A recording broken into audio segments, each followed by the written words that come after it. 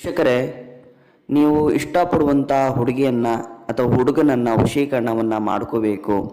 ನೀವು ಹೇಳಿದ ರೀತಿಯಲ್ಲೇ ಅವರು ಕೇಳಬೇಕು, ಸಂಪೂರ್ಣವಾಗಿ ನಿಮ್ಮಂತೆ ಇರಬೇಕು ಮತ್ತು ಜೀವನದಲ್ಲಿ ಅವರು ಯಾವತ್ತೂ ನಿಮ್ಮನ್ನು ಬಿಟ್ಟು ಹೋಗಬಾರ್ದು ಅಂದರೆ ವೀಕ್ಷಕರೇ, ನಾನು ಹೇಳುವಂಥ ಈ ಒಂದು ವಶೀಕರಣದ ತಂತ್ರವನ್ನು ಮಾಡಿ.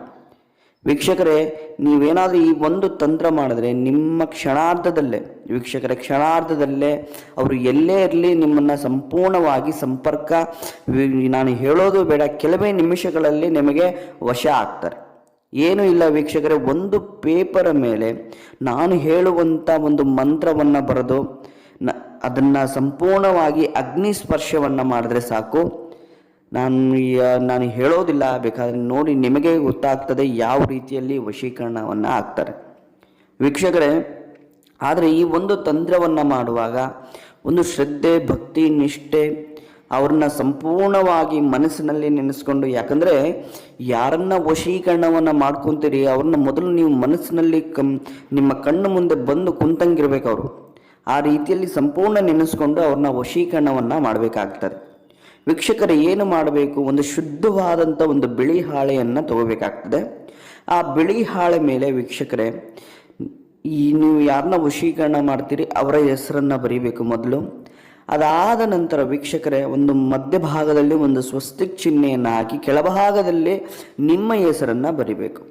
ಅದನ್ನು ನಿಮ್ಮ ಹೆಸರು ಬರೆದಾದ ನಂತರ ಅದನ್ನು 4 ಭಾಗಗಳಾಗಿ ಮಡಿಸಬೇಕು.